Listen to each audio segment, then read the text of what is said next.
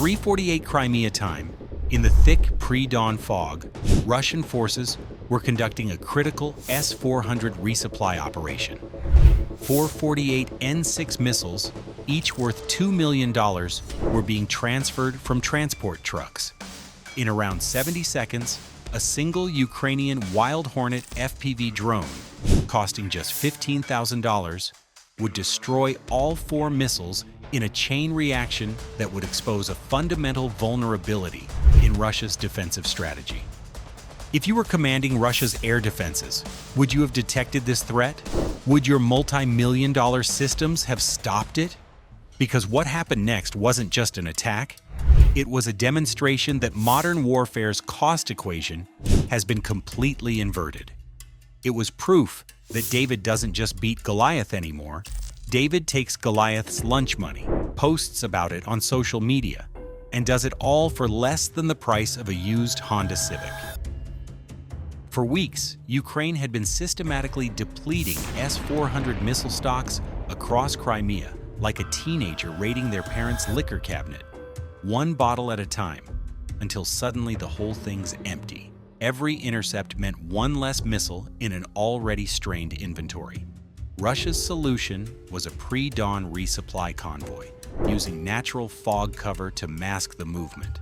It was like trying to sneak cookies from the jar while mom's asleep, except mom has night vision, and the cookies cost $2 million each. The cargo, 448 N-6 missiles capable of engaging targets at 250 miles, together worth $8 million and representing 30% of the regional air defense capability. To put that in perspective, that's like losing a third of your teeth in one bar fight. Sure, you can still chew, but everyone's going to notice something's missing. The Ukrainian operation involved 3 platforms working together like a heist crew from Ocean's 11, except instead of George Clooney, they had algorithms.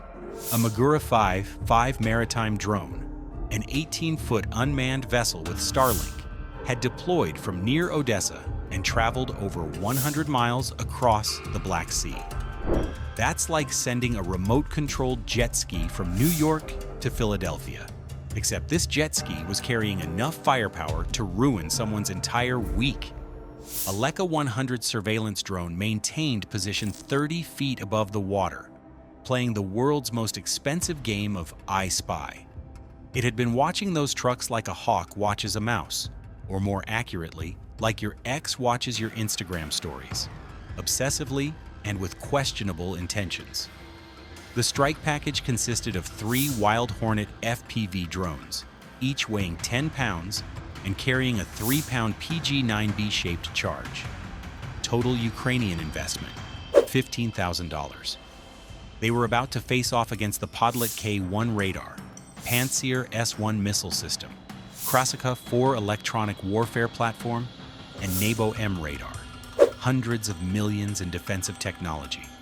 It was like bringing a butter knife to a sword fight, except the butter knife had a PhD in physics, and the swords were all pointing the wrong direction.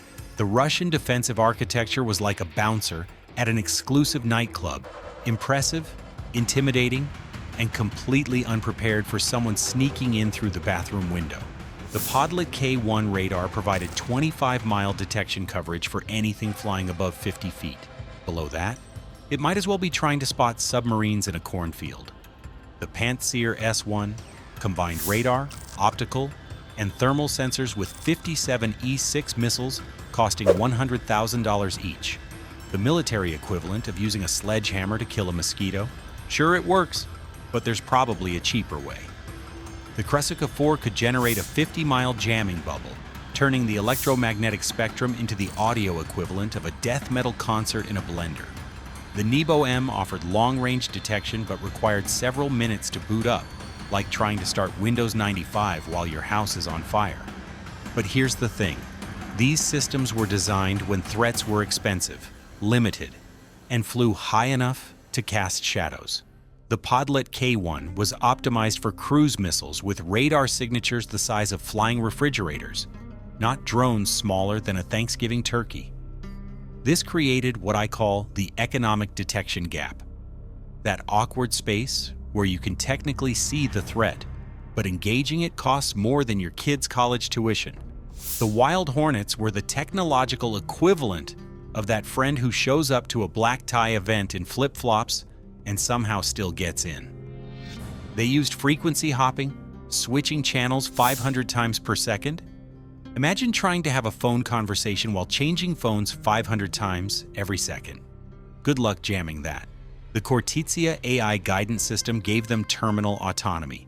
Basically, once you pointed them at a target and said, "Fetch," they'd complete the mission even if you threw their remote control in a blender. Each drone's radar cross-section measured 0.05 square meters, smaller than a seagull, which is ironic because seagulls are basically the drones of the bird world, annoying, everywhere, and surprisingly destructive. But these drones carried electronic amplifiers that could make them appear 10 times larger when needed, like a digital push-up bra for radar signatures. The PG-9B-shaped charge creates molten copper traveling at 25,000 feet per second. That's Mach 20, or as I like to call it, stupid fast. It's the speed at which physics stops being science and starts being magic. Against the thin steel of a missile container, it's like using a lightsaber to cut butter. Technically overkill, but undeniably effective. At 3:52, the Magura V5 cut its engines 15 miles from the coast, going darker than your phone screen when you're trying to check the time at 3 a.m. The Leica 100 confirmed the convoy had stopped, creating a 10-minute vulnerability window. In military terms, 10 minutes is like leaving your front door open, with a sign saying "Free TVs inside." The Magura launched all 3 Hornets using compressed air. No heat, no flash, no drama. It was like a deadly sneeze that launched 3 mechanical wasps programmed for violence. The Hornets immediately dove to 30 feet above sea level, flying in what pilots call the grass, except the grass was water, and instead of lawnmowers, they were dodging radar beams. At this altitude, Earth's curvature becomes your best friend, like that buddy who always covers for you when you call in sick to go to the beach. Detection range drops to under 5 miles. The drones maintained a 2-minute flight to target at 90 miles per hour, faster than your Uber driver when surge pricing kicks in. At 3:54, the Magura began its journey home, probably whistling innocently if boats could whistle. The Hornets were now on their own, following pre-programmed waypoints like teenagers following GPS to a party their parents definitely didn't approve. At 3:56, the lead Hornet climbed briefly to 200 feet, appearing on the Podlet K1 screen for less than a second, like a friend photobombing your picture and vanishing before you can react. This was Whisper Sting in action, deception subtle enough to distract defenders while the real strike closed in. At 3:57, 2 Hornets climbed to 300 feet and turned on their electronic amplifiers, suddenly looking like Bayraktar drones on radar, the aerial equivalent of 2 kids in a trench coat pretending to be an adult. The Pantsir operator, let's call him Sergei because every Russian military story needs a Sergei, saw what he expected to see: big, expensive threats worth engaging. Sergei launched 2 57 E6 missiles faster than you can say Blyat. Each missile cost $100,000. That's a Tesla Model S turned into a very expensive firework. The missiles screamed through the fog at Mach 3, confident in their kill. They achieved intercept with absolutely nothing. The Hornets had already vanished like your motivation on a Monday morning. Cost to Russia, $200,000. Cost to Ukraine, the drone equivalent of a giggle. But here's the important part. Those missile launches produced intense thermal plumes that briefly overwhelmed and scrambled the infrared sensors in the area. The heat signatures lingered in the cold morning air like awkward silence after a bad joke, completely scrambling every infrared sensor in the area. The 3rd Hornet, meanwhile, was sneaking through like that one friend who actually knows how to be subtle at a surprise party. At 3:58, Russian forces went full panic mode. They activated the Crimea 4 at maximum power. Imagine every radio station in the world playing different songs at maximum volume simultaneously. they launched a Cartron hunter-killer drone, which is basically a flying kamikaze robot programmed to play the world's most expensive game of bumper cars. The Crimea 4's jamming created what experts call electromagnetic fratricide, when your own electronic warfare systems become the digital equivalent of friendly fire. It's like screaming so loud to confuse your enemy that you deafen yourself. Sergei and his comrades chose jamming over seeing, betting that disrupting drone control was worth going electronically blind. Spoiler alert, it wasn't. At 3:59, the Magura's fog generator activated, adding artificial fog to natural fog like putting whipped cream on ice cream. Unnecessary but delightful. This wasn't just any fog, it was designer fog, artisanal mist, the kind of obscurant that would cost $30 at a hipster coffee shop. It scattered infrared wavelengths better than your ex scattered your emotional stability.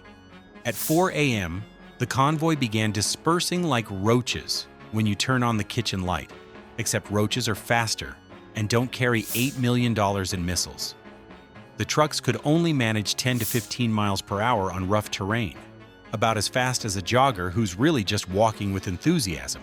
The Leica 100's laser designator painted the lead truck with an invisible beam that might as well have been a cosmic kick-me sign. The truck carrying 448 N6 missiles was now the most expensive target in the Black Sea region, and it didn't even know it. Sergei's Panzer fired 2 more missiles blindly into the fog, the military equivalent of throwing darts in the dark while wearing oven mitts. Another $200,000 turned into very expensive noise. Orders came to activate the Nebo M radar, but it needed 3 to 5 minutes to warm up, like trying to boot up your laptop while your house is actively being robbed.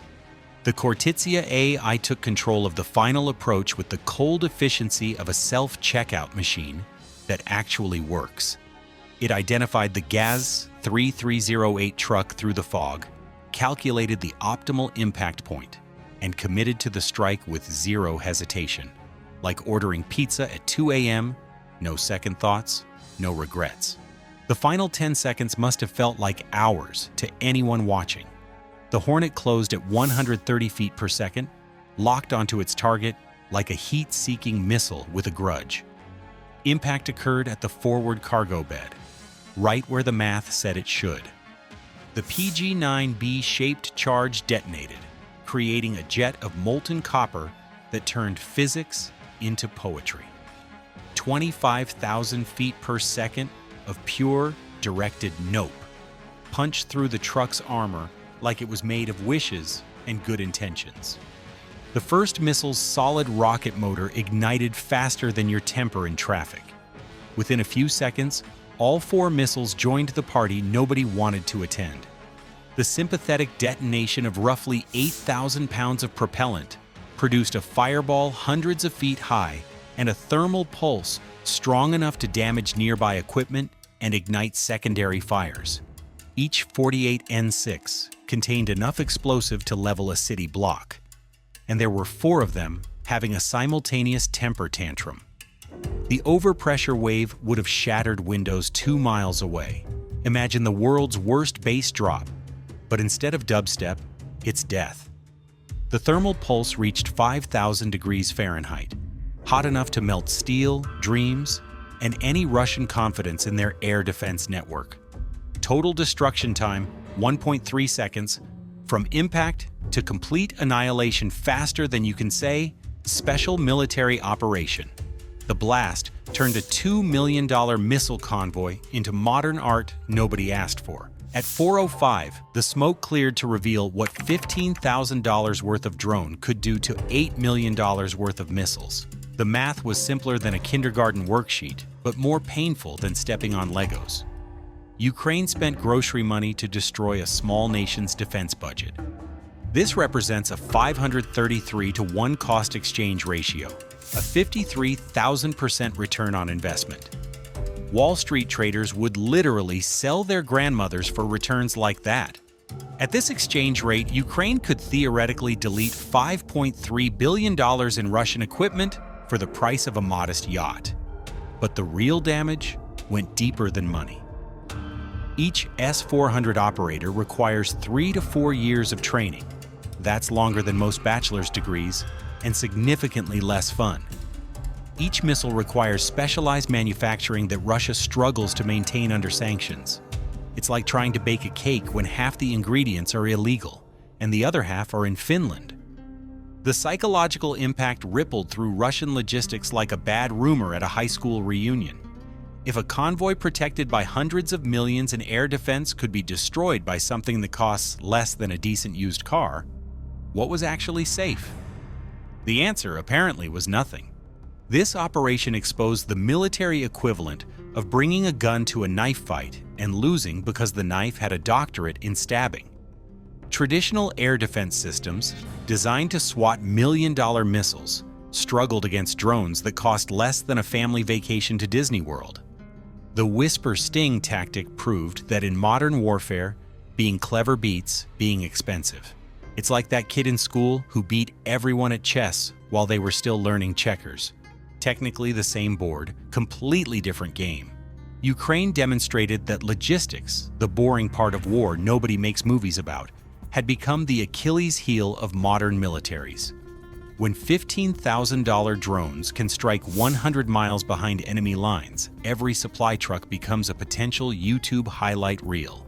We're witnessing the democratization of precision strike capability. The same technology that lets you stream Netflix in 4K can now guide a drone to its target. A Starlink terminal costs less than a designer handbag.